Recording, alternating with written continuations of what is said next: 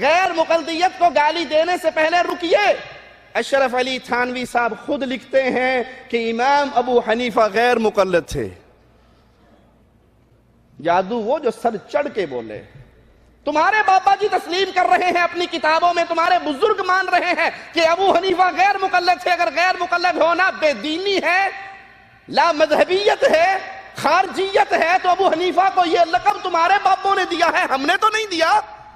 ابو حنیفہ اہل سنت کے امام, ابو حنیفہ رحمہ اللہ, جب ان کے عقیدے کی بات آتی ہے ان کا چولا پہننے والے پھر اس چولے سے بھاگنے کی کوشش کرتے ہیں.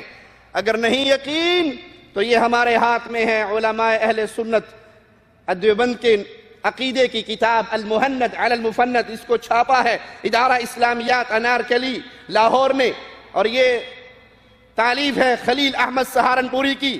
اس کے اندر وہ سوالوں کا جواب دیتے ہوئے پہلے سوال کا جواب دیتے ہیں. آئیے سنیے, ہم اپنے پاس سے نہیں کہتے, آپ کی کتاب سے آپ کے حضرت کی لکھی بھی عبارت سناتے ہیں. کہتے ہیں ہم جواب شروع کریں اس سے پہلے جاننا چاہیے کہ ہم اور ہمارے مشائخ اور ہماری ساری جماعت فروعات میں مقلد ہیں امام اعظم ابو حنیفہ نعمان بن ثابت کے, اور اصول اور اعتقاد میں ہم پیچھے چلتے ہیں امام ابو الحسن عشری کے اور امام ابو منصور ماتوریدی کے, اور طریقہ ہائے صوفیہ میں ہم کو انتصاب حاصل ہے سلسلہ عالیہ نقشبندیہ, طریقہ زکیہ, مشائخ چشت اور سلسلہ قادریہ سہروردیہ, ہم ان کے ساتھ چلتے ہیں. صرف مسائل ابو حنیفہ رحمہ اللہ سے لیتے ہیں, عقیدہ ابو حنیفہ سے نہیں لیتے, ابو منصور ماتوریدی سے لیتے ہیں. ابو حنیفہ رحمہ اللہ کے عقیدے میں کیا خرابی تھی جو آپ نے ان کو چھوڑ دی؟ ایک طرف تو دعویٰ ہے کہ امام ابو حنیفہ رحمہ اللہ امام اعظم ہے. بھائی امام اعظم کے عقیدوں سے اختلاف کیا ہے؟ ان کو چھوڑ کے کسی اور کے در پہ عقیدہ سیکھنے کے لیے آپ کیوں گئے؟ کیوں ابو منصور ماتوریدی کے پیچھے چلے اور کیوں اشعریوں کے پیچھے چلے؟ ابو حنیفہ رحمہ اللہ کا عقیدہ کیوں نہیں لیا؟ اس لیے کہ ابو حنیفہ رحمہ اللہ عقائد کے معاملے میں اکثریت ان کے اقوال اہل الحدیث کے موافق ہیں, اہل السنہ کے موافق ہیں. علماء دیوبند عقائد کفریہ شرکیہ رکھتے ہیں, یہ ایک ہمارا دعویٰ ہے, اور اس دعوے کی دلیل ہمارے پاس ہے, بلکہ دلائل ہمارے پاس ہیں. اور یہی عقیدہ خلیل احمد سہارنپوری المہند علی المفند میں لکھتے ہیں, مشائخ کی روحانیت سے استفادہ, ان کے سینوں اور قبروں سے باطنی فیوز کا پہنچنا سو بے شک صحیح ہے. علماء دیوبند کا یہی عقیدہ ہے کہ ان کی سینوں سے, ان کے قبروں سے یہی کچھ ہوتا. يقول السائل: هل فرقة التبليغ من أهل السنة؟ ليسوا من أهل السنة، بل هي فرقة صوفية تبايع على الطريقة الرباعية الجشتية والنقشبندية والقادرية والسهروردية. جی ہر جگہ اللہ تعالیٰ, مورتی میں ہر جگہ اللہ تعالیٰ, میں نے ہر جگہ اللہ تعالیٰ انصاف سے. مولانا صاحب آپ کی ایک تقریر سنا تھا, اس میں آپ سے کوئی آپ کے بازو میں بندہ جو بیٹھا تھا وہ بول رہا تھا, پوچھ رہا تھا آپ سے کہ اللہ مورتی میں بھی ہے, تو آپ نے بولا تھا ہاں ہر جگہ مورتی میں بھی ہے. جی بولا تھا. جہاں جی بولا تھا. وحدت الوجود, اس عقیدے کو ماننا تمام انبیاء کرام علیہ الصلوۃ والسلام کی دعوت اور بنیاد کو رد کر دینے کے برابر ہے. ساری کائنات ایک ہی وجود ہے, سب میں اللہ ہے, آپ کے اندر, میرے اندر, کتے میں, بلی میں, فلاں جانور میں, جھاڑ میں, پیڑ میں, پودے میں, دیوار میں, چھت میں, سب میں اللہ ہے. یہ وحدت الوجود کا معنی کی تشریح میں بیان کروں کہ یہاں وحدت الوجود کا عقیدہ ہے جو شرک ہے, کفر ہے سب سے بڑا. پرانے علماء احناف بھی اس کو یہود و نصارہ سے بڑا کفر کہتے ہیں. علامہ ابن ابی نصر کی شبلخ التحاویہ اٹھا کے دیکھ لیجیے. تلمسانی وغیرہ نے جنید وغیرہ کے اقوال سے جو مروی ہے, کہا کہ ایک کتے کی سڑی لاش پڑی تھی, ان کے مرید ساتھ میں جاتے ہوئے پوچھتے ہیں کیا آپ کہیں گے کہ اس میں بھی اللہ ہے؟ کہا ہاں اس میں بھی اللہ ہے. انا للہ و انا الیہ راجعون. معجم اصطلاحات صوفیہ میں کاشانی لکھتا ہے فناء افعالہ فی افعال الحق. صوفی جو ہوتا ہے وہ اپنے اعمال ختم کر کے اللہ کے اندر شامل ہو جاتا ہے. نعوذ باللہ ثم نعوذ باللہ. یہ ہے تصوف, اپنے آپ کو فنا کرنا. آپ نے وہ شعر بارہا سنا ہوگا, فنا فی اللہ کی تہ میں بقا کا راز مضمر ہے, جسے مرنا نہیں آتا اسے جینا نہیں آتا. صوفیہ کے ہاں ایک ٹرم ہے, فنا فی الشیخ, فنا فی الرسول, فنا فی اللہ.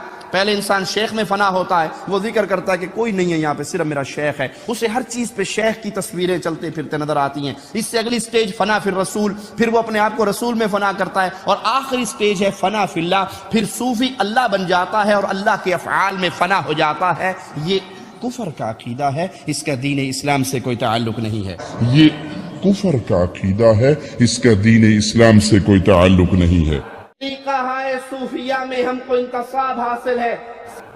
अली हजवेरी कश्फुल महजूब सफ़ा 69 पर लिखते हैं, सूफी वो होता है जो खुद को फना करके हक के साथ जा मिले, अल्लाह के साथ जा मिले। इसीलिए सूफिया जब इस रंग में रंगे जाते हैं तो फिर वो ऐलान करते हैं अनल हक, मेरे अंदर अब अल्लाह आ चुका है, नऊज़ु बिल्लाह सुम्मा नऊज़ु बिल्लाह, मैं हक हूँ। यहाँ पे ये याद रखिए, ये कुछ पुरानी बातें नहीं है जो किताबों में लिखी और दफन होके ख़त्म होगी। आज भी सूफिया के यही अकायद हैं। पुरानी बातें नहीं है जो किताबों में लिखी और दफन होके ख़त्म होगी, आज भी सूफिया के यही अकायद हैं। नूरी बोरी वाला अभी चंद माह पहले या शायद 1 साल पहले लाहौर में मरा है, उसका कव्वाल उसको सामने बिठा के कव्वाली गाता है जो YouTube पर मौजूद है। वो कहते हैं लोग अल्लाह को अर्श पे तलाश करते हैं, हालांकि अल्लाह अर्श पे नहीं है। ये पीर नूरी बोरी वाला जो है ये भी अब अल्लाह ही बन चुका है और अल्लाह में फना हो चुका है और अल्लाह की सूरत में हमारे सामने बैठा है। ये है वो कुफर का अकीदा जो सूफिया ने अहले ईमान में फैलाया कि कायनात की हर चीज नाऊज़ु बिल्लाह वो अल्लाह की मुख्तलिफ सूरतें हैं, आप उसको समझ नहीं सकते।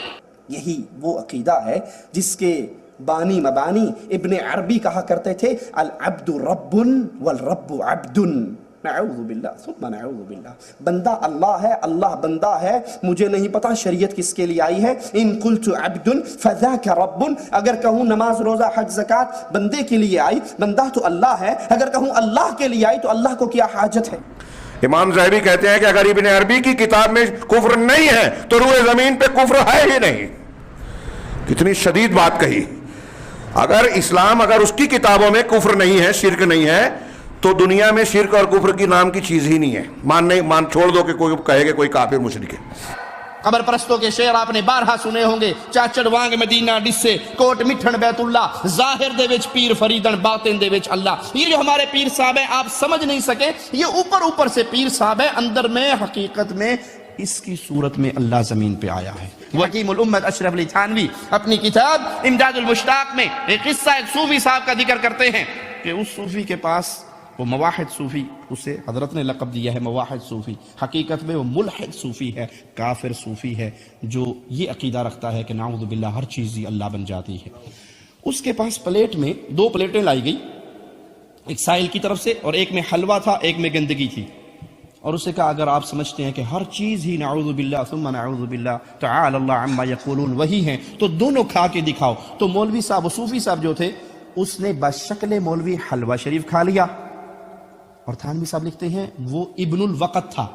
चिल्ले मार मार के एक स्टेज आता है सूफिया के यहाँ जब इंसान इब्नुल वक़्त बन जाता है, यानी जो चाहे वो तस्वीर अपनी बना सकता है। वो इब्नुल वक़्त था, उसने अपनी तस्वीर चेंज करके सूअर की शक्ल में जाहिर हुआ और सूअर की शक्ल में वो गंदगी खा के कहने लगा ये भी वही है, वो भी वही है, जिधर देखूं तू ही तू है, ये भी तू है, वो भी तू है।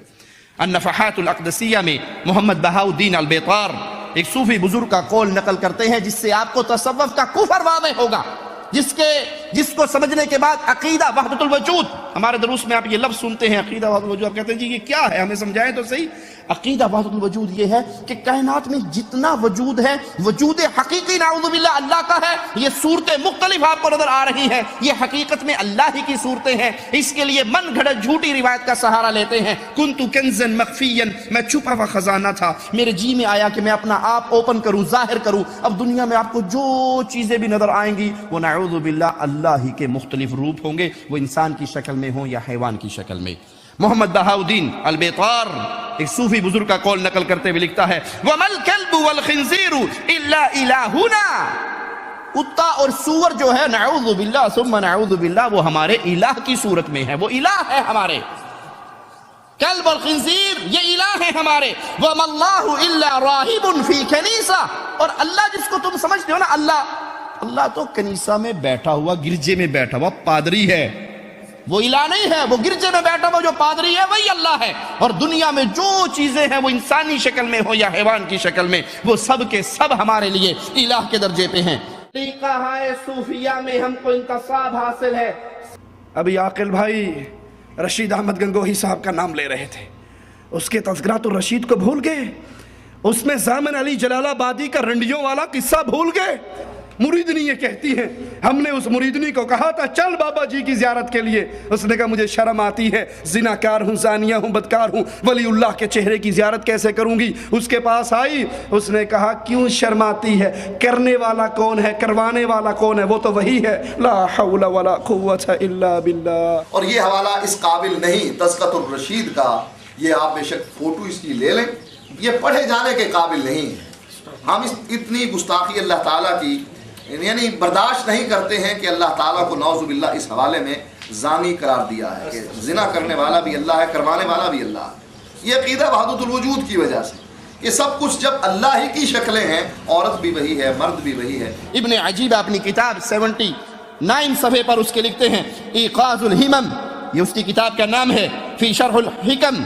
इसमें अबुल हसन का कौल नकल करते हुए कहते हैं, महबूबी क़द अम्मल वजूद वक़द ज़हरा फ़ी बीज़ व सूद व फ़ी नसारा मअल यहूद व फ़िल खनाज़ीर मअल क़ुरूद।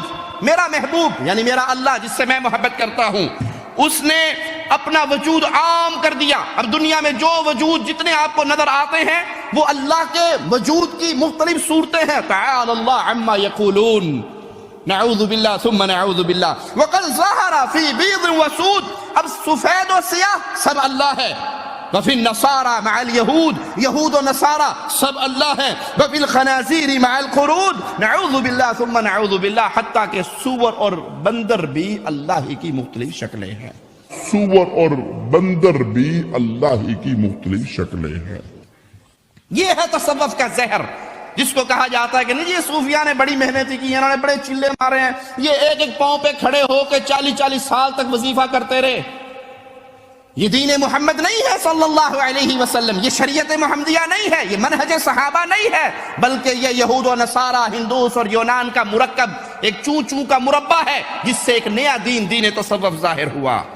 अगर कोई इनके मानने वाला मौजूद हो, उससे अल्लाह के लिए सवाल करूंगा, कुरान को सुनिए और हज़रत के अकायद को सुनिए और फिर फैसला कीजिए हक क्या है, बातिल क्या है। क्यों? कब्र बड़ी करीब है। क्यों? जिंदगी पहला और आखिरी मौका है। क्यों? इस इम्तिहान में सप्लीमेंट्री नहीं है। अगर फेल हो गए, और मुशरिक कभी भी अल्लाह के इम्तिहान में पास हो ही नहीं सकता, अगर फेल हो गए दोबारा चांस नहीं मिलेगा। ये हमारे हाथ में हकीमुल उम्मत हजरत अशरफ अली थानवी साहब की किताब इमदादुल मुश्ताक, यही किताब सफ़ा 41 पे फरमाते हैं, एक दिन एक शख्स ने मसला वहदतुल वजूद का सवाल किया, फरमाया ये मसला हक और सही लिल वाक़े है, इस मसले में कुछ शक व शुबा नहीं। हक और सही लिल वाक़े है, इस मसले में कुछ शक व शुबा नहीं। इसी किताब का सफ़ा 62 है, कहते हैं, फरमाया इंसान का ज़ाहिर अब्द है, बातिन हक है, बातिन हक है। यही अकीदा अशरफ अली थानवी इमदादुल मुश्ताक सफ़ा 62 पर कहते हैं, फरमाया हर इंसान का ज़ाहिर बंदा है, ज़ाहिर अब्द है और बातिन हक है। सफ़ा 73 इसी किताब का हजरत बयान फरमाते हैं वहदतुल वजूद को यहाँ पर के इन्नी अना रब्बुक फखलाना अलैक, जो तूर पर आवाज आई थी कि मालिक ने कहा था ना आवाज देकर, ऐ मूसा अपनी जूतियां उतार दे, मैं तेरा रब हूं। कहा ये जो तूर पर मूसा को सुनाया गया था, ये वो हजरत मूसा के अंदर से आई थी, बातिन में से आई थी, और सिर्फ मूसा ही खास नहीं, ये आवाज, ये बातिन, ये अल्लाह हर आदमी के अंदर मौजूद है। सफ़ा 91 किताब इमदादुल मुश्ताक, राइटर हकीमुल उम्मत अशरफ अली थानवी साहब कहते हैं, फरमाया औरत मजहर है मर्द की, औरत मजहर है मर्द की, मर्द मजहर हक है। मर्द मजहर अल्लाह का है, औरत मजहर है। औरत को देखोगे तुम्हें बंदा नजर आएगा, बंदा बंदे की मजहर है, और बंदे को देखेगो तो फिर वो बंदा अल्लाह ताला की सूरत है। मर्द मजहर हक है, औरत आईना मर्द और मर्द आईना हक। औरत आदमी का आईना, आदमी अल्लाह का आईना। बस साबित क्या हुआ? औरत मजहरो आईना अल्लाह ताला है, इसमें जमाल एज़दी ज़ाहिर नुमाया है, मुलाहिजा भी करना चाहिए।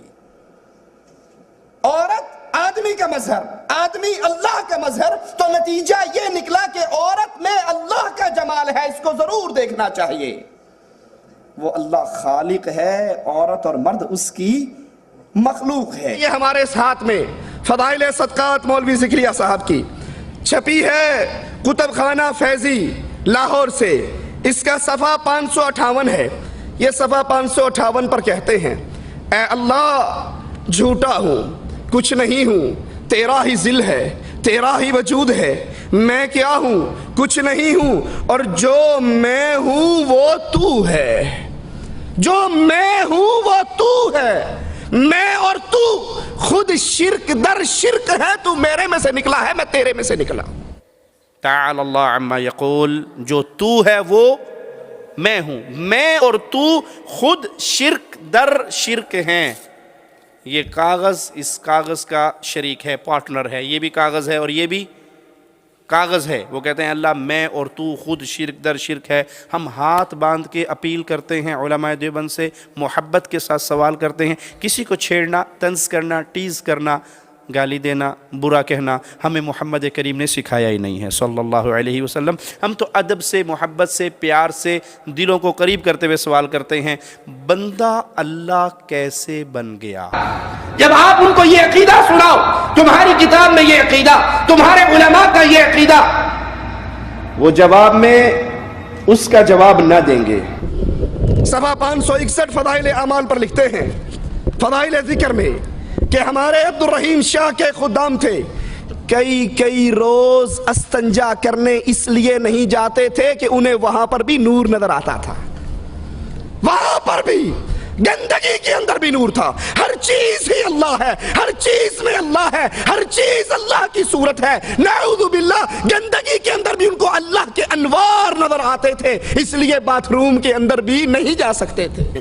یہ شمائم امدادیہ، امداد اللہ مہاجر مکی صاحب کی کتاب ہمارے ہاتھ میں ہے، علماء دیوبند کے سب سے بڑے بزرگ ہیں۔ اس کا صفحہ نمبر 32 ہے، 32 نمبر صفحہ پر امداد اللہ مہاجر مکی صاحب بیان فرماتے ہیں وحدت الوجود کے عقیدے کو، کہ مسئلہ وحدت الوجود حق ہے، صحیح ہے، اس میں کوئی شک اور شبہ نہیں ہے۔ وحدت الوجود حق ہے، صحیح ہے، اس میں کوئی شک اور شبہ نہیں ہے۔ اشرف علی تھانوی صاحب کی ایک اور کتاب منصور حلاج کی سیرت پہ انہوں نے لکھی، جس کے صفحہ 3 پر منصور حلاج کی تعریف کرتے ہوئے فرماتے ہیں کہ اگر حکیم الامت تھانوی صاحب نے انہی تحقیقات پہ نظر ڈالی تو کہا حسین ابن منصور کی آزمائش امت مسلمہ کے عظیم محسن امام احمد بن حنبل کی آزمائش کے برابر ہے۔ یہ دونوں ایک پلے کے امام تھے، لا حول ولا قوت الا باللہ۔ احمد ابن حنبل مواحدوں کے امام، جو نبی کی ایک حدیث کے خلاف فتویٰ نہیں دیتے، 3 بادشاہ ان پر ظلم کی چکی چلاتے ہیں، وہ پس جاتے ہیں اس میں۔ چچا آتا ہے، کہتا ہے بھتیجے میں جانتا ہوں تو اپنے عقیدے کو اپنے دل میں چھپا لے اور کہہ دے جو بادشاہ نے کہا ہے۔ امام احمد ابن حنبل، اللہ ان کو کروٹ جنت الفردوس عطا فرمائے، ان کی قبر کو رحمتوں سے بھر دے۔ وہ موحدوں کے امام، اہل سنت کے امام، اہل حدیث کے امام۔ کہا چچا اگر ماجرا میری ذات کا ہوتا میں کہہ دیتا جو بادشاہ نے کہا ہے۔ چچا اس جیل خانے کے باہر ساری دنیا اسی انتظار میں ہے، جو احمد کی زبان سے نکلے گا وہ محمد کا فرمان ہوگا صلی اللہ علیہ وسلم۔ میں اپنی جان بچانے کے لیے نبی کی حدیث کے خلاف فتویٰ کیسے دے دوں؟ یہ مار کے میرے جسم سے گوشت اور ہڈی الگ کر سکتے ہیں، لیکن احمد کی زبان سے فرمان محمد کے خلاف فتویٰ نہیں نکلوا سکتے۔ یہ احمد ابن حنبل اور یہ منصور حلاج، جس زندیق نے کہا تھا انا الحق، میں اللہ ہوں، لا حول ولا قوت الا باللہ، میرے اندر اللہ حلول کر چکا ہے۔ اشرف علی تھانوی صاحب ان دونوں کو کہتے ہیں، یہ دونوں ایک ہی پائے کے آدمی تھے، ان دونوں کا مقام برابر تھا۔ اور اسی کتاب کا سیرت منصور حلاج کا صفحہ نمبر 17 ہے، 17 پر فرماتے ہیں کہ ہمارے اکابرین علماء دیوبند کے جتنے اکابر گزرے ہیں ان سب کے نزدیک منصور حلاج ہمارے اکابر کے نزدیک مقبولین میں سے ہیں، جو اللہ کے بڑے مقبول بندے ہیں، جو اللہ کے بڑے قریبی بندے ہیں۔ منصور حلاج سرتاج کا ان مقبولین میں شمار ہوتا ہے. اور حقیقت میں منصور حلاج جیسے زندیق جس پہ ابن تیمیہ رحمہ اللہ نے کفر کا فتویٰ صادر کیا تھا، یہ اللہ کے دشمنوں میں ہے، یہ اللہ کے اعداء میں ہے، یہ مشرکوں کے امام گزرے ہیں، ان کا اہل ایمان سے کوئی تعلق نہیں ہے. عاشق ہویں عشق کماویں دل رکھیں وانگ پہاڑاں ہو، سائے سائے گدیاں ہزار غلامیں کر جانے باغ بہاراں ہو،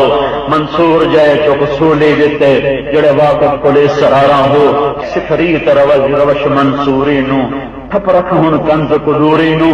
کیا کہہ رہا ہوں؟ سکھریت روش منصوری نو ہن تھپ رکھ کنز قدوری نو. مولانا طارق جمیل ایک جگہ پر منصور حلاج یہ وہ خبیث تھا جس نے انا الحق کا آوازہ لگایا تھا، جس نے کہا تھا اب میں اللہ ہوں. اس نے انا الحق اپنے اللہ ہونے کا دعویٰ کیا اور علماء امت نے اس کے کفر کا فتویٰ دیا اور یہ قتل ہوا. اس خبیث کی تعریف کرتے ہوئے مولانا طارق جمیل کیا کہتے ہیں سنیے. آکف کل اسرارہ ہوں، منصور ہر چھپے ہوئے راز سے واقف تھا، اس کو بھی سولی دے دی گئی. سکھ ریت روش ہن منصوری نو، تم بھی منصوری منہج کو سیکھو، تم بھی منصوری عقیدے کو سیکھو. سکھ ریت روش ہن منصوری نو ٹھپ رکھ ہن کنز کدوری نو. دین کی کتابیں چھوڑ دو، کنز کدوری کو چھوڑ دو، اب پڑھائی کی طرف باتیں کو چھوڑ دو، بلکہ تم بھی منصور کے راستے پہ چلو. جیسے اس نے انا الحق کا دعویٰ کیا تھا تم بھی انا الحق کا دعویٰ کرو. لا حول ولا قوة الا باللہ. لوگو اللہ کے لیے اللہ کی توحید کو سمجھو اور اللہ کی توحید کے دشمنوں کے عقائد کو بھی سامنے رکھو. اور یہی عقیدہ جو علماء بریلی بیان کرتے ہیں، یہی عقیدہ علماء دیوبند کے سرتاج امداد اللہ مہاجر مکی نے اپنی کتاب کلیات امدادیہ صفحہ نمبر 27 پہ بیان کرتے ہوئے کہا ہے. ذرا غور کیجئے. کہتے ہیں کہ انسان جب بیمار کو سامنے رکھے اور اس کو دم کرنا شروع کرے اور اس کی بیماری کو سلب کرے تو یہ بیماری انسان کے اندر آ جاتی ہے اور یہ انسان میں الہی صفات میں سے اللہ کی صفات میں سے ایک صفت ہے. اللہ کی صفات میں سے ایک صفت ہے. اور صفحہ نمبر 54 پہ بھی یہی عقیدہ بیان کرتے ہیں کہ اللہ کی صفات انسان کے اندر آ جاتی ہے. بندہ بلکہ توحید صفاتی کا پورا مراقبہ بیان کرتے ہیں کہ اگر یہ مراقبہ کیا جائے تو پھر اللہ کی صفات انسان کی صفات کے اندر، انسان کے جسم کے اندر داخل ہو جاتی ہیں. شمائم امدادیہ کے اندر امداد اللہ مہاجر مکی صاحب پیش کرتے ہیں، صفحہ نمبر اس کا 71 ہے. صفحہ نمبر 71 پہ فرماتے ہیں اللہ کے نبی چونکہ واصل بحق ہیں تو اس لیے عباد اللہ کو عباد الرسول بھی کہا جا سکتا ہے. اللہ کے نبی واصل بحق ہیں، اللہ میں واصل ہو چکے ہیں، لہذا اللہ کے بندوں کو رسول کا بندہ بھی کہا جا سکتا ہے. لا حول ولا قوة الا باللہ. حکیم الامت کی امداد المشتاق الى اشرف الاخلاق کتاب ہے، اس کا صفحہ نمبر 116 ہے. 116 کو سنیے اور پھر فیصلہ کیجئے کہ قرآن حکیم کی یہ آیات سچی ہیں یا حکیم الامت صاحب کا پیش کردہ یہ عقیدہ سچا ہے. اور جس کے دل میں ایک رائی کے دانے کے برابر ایمان ہوگا وہ کہے گا قرآن سچا ہے اور جو قرآن سے ٹکراتی ہے وہ جھوٹ ہے. امداد اللہ مہاجر مکی کا یہ پیر تھا، اس کا نام تھا نور محمد. ان کو وہ پکار رہے ہیں تم ہو اے نور محمد خاص محبوب خدا، ہند میں ہو نائب حضرت محمد مصطفیٰ، تم مددگار مدد. جب مدد کرنا تمہارے اختیار میں ہے پھر امداد اللہ کو خوف کیا، پھر حاجی امداد اللہ کو خوف کیا. عشق پر سن کے باتیں کانپتے ہیں دست و پا، آسرا دنیا میں ہے از بس تمہاری ذات کا. ہمیں آسرا کس کا ہے؟ وَمَن يَتَوَكَّلْ عَلَى اللَّهِ فَهُوَ حَسْبُهُ. اور جس کا جو اپنا آسرا اللہ کو بنا لے اللہ کہتا ہے پھر اس کو میں کافی ہوں. لیکن یہ کیا کہہ رہے ہیں مولوی صاحب کہ نہیں، آسرا دنیا میں ہے از بس تمہاری ذات کا، تم سوا اوروں سے ہرگز نہیں ہے التجا. اور قرآن کیا کہتا ہے؟ وَقَالَ رَبُّكُمْ اُدْعُونِي أَسْتَجِبْ لَكُمْ. بندوں مجھے پکارو، میں تمہاری پکار کو سننے والا، میں تمہاری پکار کو قبول کرنے والا. مجھے پکارو، مجھ پہ بھروسہ کرو، اور جو مجھ پہ بھروسہ کر لیتا ہے اس کا بیڑا غرق کبھی ہو نہیں سکتا. لیکن یہاں کیا کہا جا رہا ہے؟ سنو، تم سوا اوروں سے ہرگز نہیں ہے التجا، بلکہ دن محشر کے جس دن قاضی ہو خدا. سنیے ذرا شرکیات جملوں کو دوبارہ غور کیجئے. بلکہ دن محشر کے جس دن قاضی ہو خدا، آپ کا دامن پکڑ کر یہ کہوں گا برملا، اے شہ نور محمد وقت ہے امداد کا. اے شہ نور محمد وقت ہے امداد کا. اللہ کے سامنے بھی میں آپ کا دامن پکڑ کے فوراً کہوں گا کہ بس اب مدد آپ کیجئے.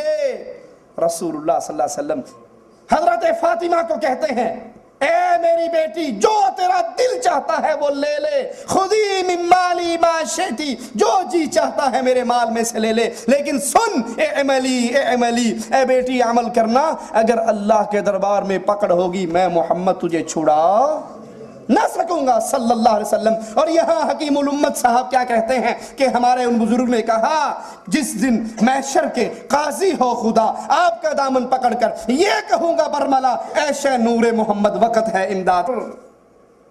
دیکھیے قبر والوں کے ساتھ کیا کچھ انہیں مل جاتا ہے اور کیا کچھ عقیدے رکھتے ہیں. حالانکہ قرآن کہتا ہے جو مر کے زمین میں چلا گیا، دفن ہو گیا، اموات غیر احیاء وما یشعرون ایان یبعثون، یہ مردے ہیں، زندہ نہیں ہیں، ان کو اپنے اٹھائے جانے کا بھی شعور نہیں ہے. کون کہہ رہا ہے؟ قرآن حکیم. یہ 199 ارواح ثلاثہ کا صفحہ ہے. کہتے ہیں، فرمایا ایک صاحب کشف حضرت حافظ صاحب رحمت اللہ علیہ کے مزار پر فاتحہ پڑھنے کے لیے آئے. سننا ذرا، توجہ کرنا. فاتحہ پڑھنے کے لیے آئے. فاتحہ پڑھنے کے بعد کہنے لگے، بھائی یہ کون بزرگ ہیں، بڑے دل لگی باز ہے. جب میں فاتحہ پڑھ رہا تھا اس مردے پر تو مجھے کہنے لگے جاؤ کسی مردے پر فاتحہ پڑھو. زندہ پر فاتحہ پڑھنے کے لیے آ گئے. دفنانے والوں سے غلطی ہوگی تھی. زندے کوئی بیوی تنگ ہوگی نا، اس نے مروا دیا ہوگا، دبا دو اس کو، بڈھا تنگ کرتا ہے.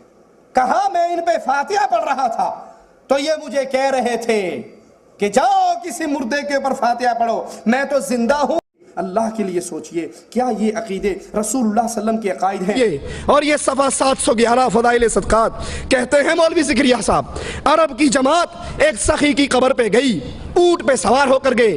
وہ قبر والا اونٹ والے کے خواب میں آیا اور کہنے لگا تم آئے ہو خالی پیٹ واپس چلے جاؤ، مجھے اچھا نہیں لگتا، یہ اونٹ مجھے بیچ دو، اس کے بدلے میں اصیل اونٹ گھر کھڑا ہے وہ لے لو. خواب میں سودا طے ہوا.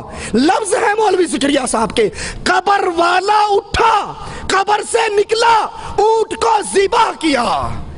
قبر والا اٹھ کے باہر آ کے اونٹ ذبح کر کے پھر قبر میں چلا گیا. آگے پولیس کی چیک پوسٹ لگی ہوئی تھی، بیگم کو مل کر کیوں نہیں آیا؟ یتیموں کے سر پہ ہاتھ رکھ کر کیوں نہیں آیا؟ یہ ہمارے ہاتھ میں فضائل صدقات ہے. صفحہ اس کا 660 ہے. کہتے ہیں شیخ ابو یعقوب نے کہا میرے پاس مرید آیا، کہنے لگا میں کل کو ظہر کے وقت مر جاؤں گا. میں نے کہا کوئی بات نہیں، آنا مر جانا. وہ آیا، 2 رکعتیں پڑھی، لیٹ کے مر گیا. میں نے اس کو غسل دیا، میں نے اس کو کفن دیا. یاد کرنا الفاظ کو، میں نے غسل دیا، کپڑے پھاڑے، استنجا کروایا، طہارت کروائی، غسل دیا، لباس میں لپیٹا، کفن میں لپیٹا، کندھوں پہ اٹھایا، یہ چپ کر کے پیا رہا. لیکن جب قبر میں رکھا اس نے آنکھیں کھول دی. میں نے کہا سردار مرنے کے بعد بھی زندگی ہے؟ کہا بھلے آدمی میں تو زندہ ہوں، اللہ کا ہر عاشق زندہ رہتا ہے. ہم تو ایک مکان سے دوسرے میں انتقال کرتے ہیں، ہم مرا نہیں کرتے، ہمیں موت نہیں آیا کرتی. ایک اور بزرگ کہتے ہیں ایک مرید آیا، میں نے جب غسل دیا اس نے انگوٹھا پکڑ لیا.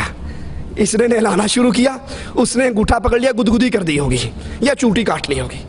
میں نے کہا بابا میرا انگوٹھا چھوڑ دو، مجھے پتا نہیں، مجھے پتا ہے تم مرے نہیں، ڈرامہ کر رہے ہو، تم مرے. محمد سعید شیخ پوری رحمت اللہ علیہ کہتے تھے اللہ ان کی قبر کو جنت کا باغ بنائے. اگر یہ تمہارے مردے مرتے نہیں ہیں، ان کے جنازے میں اللہم اغفر لے حینا واہ حینا، مرا تو ہے نہیں، مرے ہوئے کہو گے تو وہابی ہو جاؤ گے، وہابی حینا کہا کرو. کہا اس نے میرا انگوٹھا چھوڑ دیا. ابن جلا کہتے ہیں ایک بزرگ آئے، میں نے ان کو پھٹے پہ رکھا نہلانے کے لیے، کہکا مار کے ہنسنے لگ گئے. ایک انگوٹھا پکڑ رہا ہے، ایک آنکھیں کھول رہا ہے اور ایک ہنس رہا ہے. یہ 671 پہ. ایک اور کا واقعہ سنیے. ابو سعید کہتے ہیں ایک مرتبہ مکہ میں تھا، بحرم سے نکلا، دروازے سے باہر ایک نہایت خوبصورت آدمی کو مرے ہوئے پڑا ہوا دیکھا۔ میں نے جب غور سے دیکھنا شروع کیا تو میری طرف دیکھ کر ہنسنے لگ گیا، کہنے لگا ابو سعید تمہیں پتہ نہیں محبت کرنے والے دوست مرا نہیں کرتے، صرف ایک جگہ سے دوسری جگہ پہ منتقل ہوا کرتے ہیں۔ محمد الرسول اللہ صلی اللہ علیہ وسلم ابھی شیخ فرما رہے تھے، عمر نے تلوار نکال کر کہا رضی اللہ عنہ وارضا، جس نے کہا محمد مر گئے صلی اللہ علیہ وسلم گردن کو کاٹ ڈالوں گا۔ میرے نبی اٹھ کر کیوں نہیں آگے؟ کہا عمر پریشان کیوں ہوتا ہے، میں صرف اتوں پردہ کیتا ہے، اصل میں جاگ رہا ہوں، زندہ ہوں، سب کچھ دیکھ رہا ہوں۔ اگر تمہارے بزرگ انگوٹھے پکڑ سکتے ہیں، فاطمہ نے 6 مہینے رسول کی زندگی کے بعد زندگی پائی، کسی نے فاطمہ کو مسکراتے نہ دیکھا۔ فاطمہ کو قریب کر کے کہا تھا آقا نے، فاطمہ کان میں کچھ کہا تو رونے لگ گئی۔ عائشہ نے پوچھا روئی کیوں تھی؟ کہا بابا نے کہا تھا فاطمہ اب میں تجھ سے دور جا رہا ہوں، اب میری موت کا وقت قریب آ رہا ہے، میں جا رہا ہوں۔ دوبارہ کہا جنت میں سب سے پہلی میری ملاقات تجھ سے ہونی ہے۔ نبی تو کہے میں مر رہا ہوں، قرآن تو کہے وما محمد الا رسول قد خلت من قبلہ الرسل افإن مات، قرآن تو کہے انک میت، لیکن تبلیغی کہتے ہیں ہمارے نہیں مرتے، صرف مرتے ہی نہیں بلکہ یہ صفحہ 669 ہے، فضائل صدقات ہے۔ ابو علی نے کہا ایک فقیر میرے پاس عید کے دن آیا، خستہ حال، پرانے کپڑے، کہنے لگا کوئی پاک صاف جگہ ہے جہاں میں لیٹ کے مر جاؤں؟ کہا آ جاؤ لیٹ جاؤ مر جاؤ، بڑی کھلی جگہ ہے۔ وہ آیا، لیٹ گیا، مر گیا، اور جب وہ مرنے لگا اینڈ ہو گیا، ہوا نکل گئی، میں نے غسل دیا، کہنے لگا بے وقوف مجھے مردہ نہ سمجھنا، میں زندہ ہوں، قیامت کے دن پوری وجاہت کے ساتھ تیری مدد کروں گا۔ رسول اللہ نے تو کہا تھا فاطمہ سے خذی من مالی ما شئتی، جو جی چاہتا ہے میرے مال میں سے لے لے، عمل کر لینا، عرش والے نے پکڑ لیا تو محمد کی بیٹی میں چھڑا نہ سکوں گا صلی اللہ علیہ وسلم۔ قرآن سے سنیے الم یروا کم اہلکنا قبلہم من القرون انہم الیہم لا یرجعون، ان سے پہلے ہم نے کتنے ہی لوگوں کو مارا ہے، کتنی ہی بستیاں ہلاک ہوئی ہیں۔ سنو مالک کا فیصلہ، انہم الیہم لا یرجعون، رب کا فیصلہ ہے جو مر کے اگلے جہان چلا جائے وہ واپس نہیں آیا کرتا۔ ہمارے ہاتھ میں بہشتی زیور ہے، اس کا 8واں حصہ، 8ویں حصے کا صفحہ نمبر 41 ذرا سنیے۔ کہتے ہیں کہ ایک بزرگ بیان کرتے ہیں ہمارے پیر کی مریدنی تھی، اس کا بیٹا سکول میں پڑھنے گیا، استاد نے کسی کام بھیجا، وہ پانی میں گرا اور ڈوب کر مر گیا۔ استاد کو خبر ہوئی، اس نے حضرت سیری کے پاس خبر دی، سیری سکتی اٹھے اس مریدنی کے گھر چلے گئے اور اس کو صبر کی نصیحت کرنے لگے اور یہ صبر کا مضمون بیان کیا۔ وہ بی بی مرید پیر تو پیر، یہ پیرنی بھی بڑی سرکار شے ہے، وہ بی بی کہنے لگی بابا یہ صبر کی باتیں مجھے کیوں سنا رہے ہو؟ کہا تیرا بیٹا صبح ڈوب گیا تھا ایک جگہ پہ اور مر گیا ہے، اس کی تجھے تلقین کرنے آیا ہوں کہ صبر کر، اللہ سے اجر پا۔ کہنے لگی میرا بیٹا؟ کہا ہاں تیرا بیٹا۔ کہا میرا بیٹا کبھی نہیں ڈوبا، یہ کہہ کر کہا چلو اس جگہ پر جہاں میرا بیٹا ڈوبا تھا۔ وہ صبح کا ڈوبا ہوا، شام ہو گئی اور یہ اس کو پکڑ کے لے آئی۔ وہاں پر پہنچ کے اس لڑکے کا نام زار تھا، دریا کے کنارے پہ کھڑے ہوئے کہا زار، اس نے امام غائب کی طرح سر نکال کر کہا جی اماں جان، کہا چل چلیے کر لوں۔ اشرف علی تھانوی بہشتی زیور 8واں حصہ صفحہ نمبر 41۔ صبح کا ڈوبا ہوا، رات ہو گئی، اس نے کہا زار، اس نے سر باہر نکالا جی اماں جان، کہا کر چلیے۔ اشرف علی تھانوی اشرف السمانے میں لکھتے ہیں نانا جان کے بارے میں، نانا جان حج پہ جا رہے تھے، ڈاکوؤں نے حملہ کیا، مر گئے، قتل ہو گئے، ختم ہو گئے۔ رات ہوئی تو نانا جان مٹھائی کا ڈبہ لے کے نانی اماں کو سلام کرنے پہنچ گئے، کہنے لگے کسی کو نہ بتانا، ہر جمعرات کو آؤں گا، مٹھائی لاؤں گا۔ کہا اچھا ٹھیک ہے۔ تھانوی صاحب کے نانا نہیں بتاتی۔ صبح خیال آیا جب لوگ بچے مٹھائی کھائیں گے تو پڑوسی تو کہیں گے بابا مرد گھر میں ہے نہیں، مٹھائیاں کہاں سے آتی ہیں، الزام لگیں گے۔ کہا بھائی نہیں، پریشان نہیں ہو، رات تھانوی کا نانا آیا تھا۔ تھانوی صاحب کہتے ہیں اس کے بعد نانا جان پھر ساری عمر ہمارے گھر میں دوبارہ نہیں آئے۔ یہ تھانوی کا نانا آیا تھا، قرآن کہتا ہے جو مر گئے وہ حرام علی قریۃ اہلکناھا انہم لا یرجعون، جو مر گئے وہ واپس نہیں آیا کرتے. پوچھو یہ آنے والا کون ہے؟ جو مر کے اللہ کے دربار میں چلا گیا وہ واپس نہیں آتے. لیکن فضائل اعمال کہتی ہے آتے ہیں، انگوٹھے پکڑتے ہیں، مدد کرتے ہیں، روٹی کھلاتے ہیں اور یہ سارا کچھ کرتے ہیں، سنتے بھی ہیں. جبکہ قرآن کہتا ہے انک لا تسمع الموتى، اے نبی آپ ان مردوں کو سنا نہیں سکتے، آپ ان کو اپنی آوازیں سنا نہیں سکتے. یہ ہمارے ہاتھ میں فضائل درود ہے، مشکل کشائی کی دعوت، اس کو پکارو اس کو پکارو. ایک کہتا ہے فضائل درود کے اندر میں حج پہ گیا، صفحہ 116 ہے، میری ماں مر گئی وہیں رہ گئی، منہ کالا پیٹ پھول گیا. میں نے کہا یہ کیا مصیبت آ گئی؟ اچانک مدینے سے دیکھا ایک ابر آیا، نیچے اترا، اس میں سے بندہ ظاہر ہوا، ماں کے منہ پہ پیٹ پہ جسم پہ ہاتھ پھیرا، وہ پھیرتے ہی فوراً ہی ماں بالکل ٹھیک ٹھاک ہوگی. میں نے کہا تو کون ہے؟ کہا تو نے نہیں پہچانا؟ کہا نہیں میں نے تو نہیں پہچانا. کہا میں محمد الرسول اللہ ہوں. اللہ کے نبی علی اور عائشہ کی صلح کے لیے کیوں نہ آئے؟ اللہ کے نبی عمر کو شہید ہوتے ہوئے بچانے کے لیے کیوں نہ آئے؟ اللہ کے نبی عثمان جب گرفتار تھے، پیاسے تھے، اس پیاسے کی پیاس بجھانے کے لیے کیوں نہ آئے؟ اللہ کے نبی حسنین کریمین کو کوفیوں کے شر سے بچانے کے لیے کیوں نہ آئے؟ تیری ماں مر گئی تو اللہ کے نبی صلی اللہ علیہ وسلم نے فوراً آ کر اس کے منہ پر، اللہ کے نبی پہ اتنی بڑی تہمت. عائشہ فرماتی ہیں عورت بیعت کرنے کے لیے آئی، پردے کے پیچھے سے ہاتھ آگے کیا، آقا کی نظر انگلی کی پوریوں پہ پڑی. کہا عائشہ اس سے کہا ہاتھ پیچھے کرے، محمد نام محرم عورتوں کی انگلیوں کو دیکھنا بھی برداشت نہیں کرتا. اور ظالم اتنی بڑی رسول اللہ کی توہین کہ اللہ کے نبی علیہ السلام نے اس عورت کے منہ پہ، پیٹ پہ، جسم پہ ہاتھ پھیرا. صفحہ اس کا 716 ہے.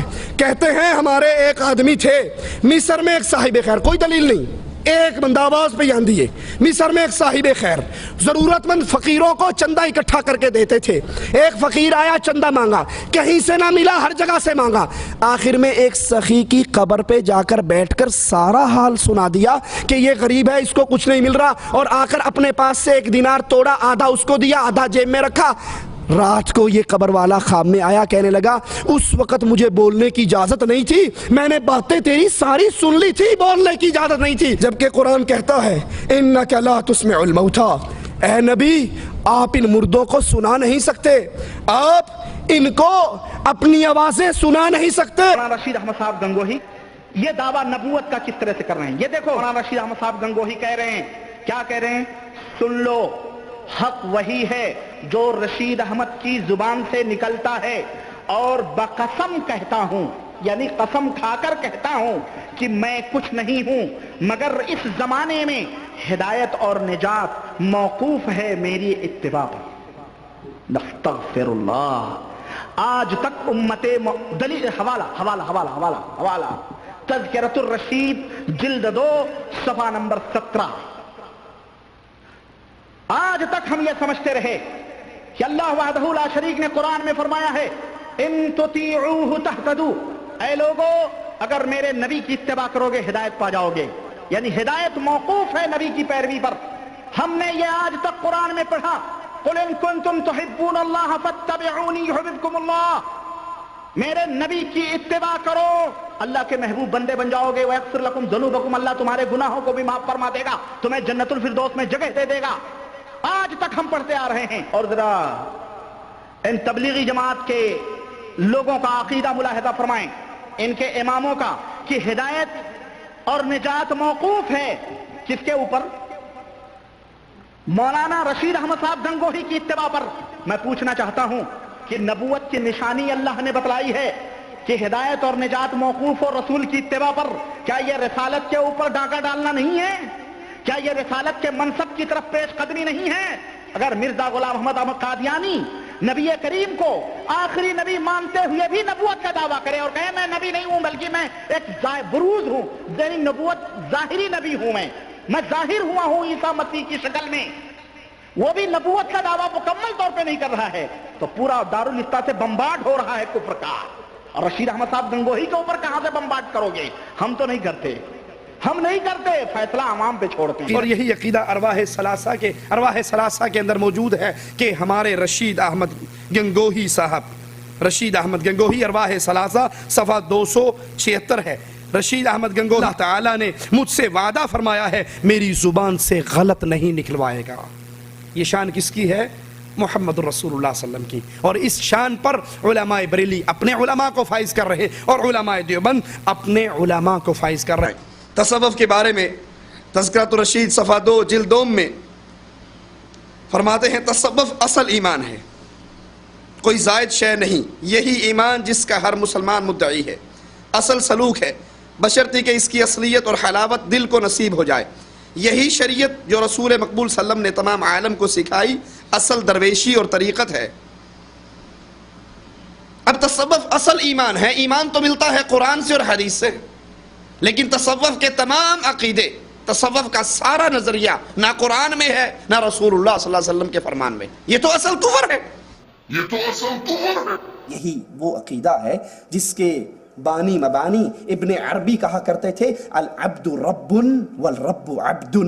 نعوذ باللہ ثم نعوذ باللہ. بندہ اللہ ہے, اللہ بندہ ہے. مجھے نہیں پتا شریعت کس کے لیے آئی ہے. ان قلت عبد فذاک رب, اگر کہوں نماز روزہ حج زکات بندے کے لیے آئی, بندہ تو اللہ ہے. اگر کہوں اللہ کے لیے آئی تو اللہ کو کیا حاجت ہے. میں بتانا چاہتا ہوں یہ کہ تبلیغی جماعت در حقیقت کس چیز کی دعوت دیتی ہے وہ میں آپ کے سامنے رکھنا چاہ رہا ہوں. سنو, مولانا منظور صاحب نعمانی اپنی کتاب ملفوظات الیاس صفحہ 58 یعنی 58 میں لکھتے ہیں کہ حضرت مولانا تھانوی نے بہت بڑا لکھتے ہیں کہ الیاس صاحب نے فرمایا, جو جماعت تبلیغ کے بانی ہیں یعنی مولانا اشرف علی صاحب تھانوی نے بہت بڑا کام کیا ہے. بس میرا دل چاہتا ہے کہ تعلیم تو ان کی ہو. کن کی بولو؟ ہاں, تھانوی صاحب کی. تعلیم تو مولانا اشرف علی صاحب تھانوی کی ہو اور طریقہ تبلیغ میرا ہو کہ اس طرح ان کی تعلیم عام ہو جائے گی. ہاں, پتہ چلا کہ اس کھول میں اس دعوے میں جو کتاب و سنت کا دعویٰ ہے یہ کتاب و سنت کی تبلیغ نہیں, یہ پیغمبر اسلام جناب محمد رسول اللہ صلی اللہ علیہ وسلم کی تعلیم نہیں, یہ صحابہ کرام کی تعلیم نہیں, بلکہ حضرت مولانا محمد الیاس صاحب جو اس تبلیغی جماعت کے بانی ہیں ان کا مقصد مولانا تھانوی صاحب کی تعلیمات کو عام کرنا ہے. مولانا منظور احمد صاحب نعمانی اپنی کتاب ملفوظات الیاس صفحہ 69 یہ بات لکھتے ہیں کہ مولانا الیاس صاحب نے فرمایا کہ حضرت تھانوی رحمت اللہ علیہ سے یعنی مولانا اشرف علی صاحب تھانوی ان سے تعلق بڑھانے, حضرت کی برکات سے استفادہ کرنے اور ساتھ ہی ترقی درجات کی کوشش میں حصہ لینے اور حضرت کی روح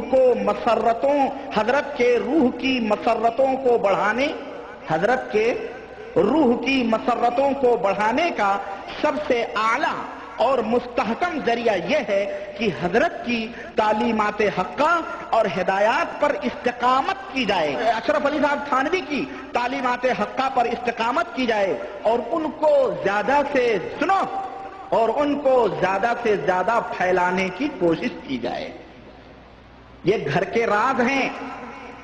اب بھانڈا پھوٹا, اب راز کھلا کہ یہ سب ٹیمیں اور ٹولیاں جو گشت کرتی نظر آ رہی ہیں اور چاروں طرف پھیلائی جا رہی ہیں, یہ صرف اور صرف حضرت تھانوی, حضرت مولانا اشرف علی صاحب تھانوی کی روح کو ایصال ثواب کے لیے پھیلائی جا رہی ہیں. یہ علماء بریلی کا عقیدہ ہے اور یہی علماء دیوبند کا عقیدہ ہے. یہ ارواح ثلاثہ صفحہ اس کا 163 ہے. صفحہ 163 پر اپنے ایک مرید کا, پیر کے مرید کا قصہ, پیر صاحب تو خیر پیر صاحب ہوتے ہیں نا, یہ ان کے مرید کا قصہ ہے. خان صاحب نے فرمایا, مولانا نانوتوی فرماتے تھے, قاسم نانوتوی کہ شاہ عبد الرحیم ولایتی کے ایک مرید تھے جن کا نام عبداللہ خان تھا, قوم کے راجپوت تھے, حضرت کے خاص مرید تھے. ان کی حالت یہ تھی, کسی کے گھر میں حمل ہوتا, تعویذ لینے آتا تو وہ فرما دیا کرتے تھے تیرے گھر میں لڑکی ہوگی یا لڑکا, اور جو آپ بتلاتے تھے وہی ہوتا تھا. تو کسی نے پوچھا, حضرت جو کہتے ہو وہی ہوتا ہے, آخر وجہ کیا ہے؟ کہا بھائی میں کیا کروں,